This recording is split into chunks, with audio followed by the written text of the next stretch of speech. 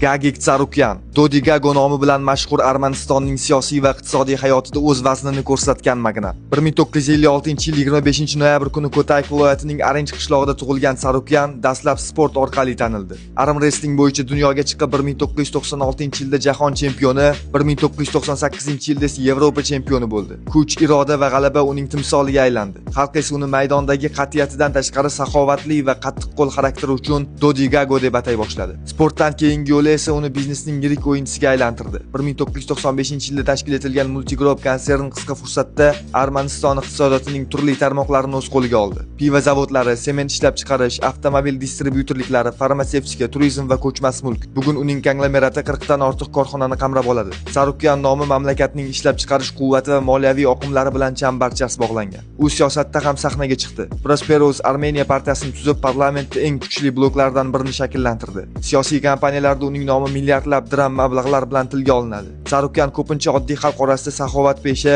yordam beruvchi obrazda ko'riladi. Biroq raqiblari uni iqtisodiy va siyosiy ta'sirini o'z foydasiga ishlatadigan qattiqqo'l magnat sifatida baholaydi. Gagik Tsarukyan biznesda yuzlab korxonalarni nazorat qiluvchi imperator va siyosatda millionlab ovozlarni safarbar qila oladigan shaxs.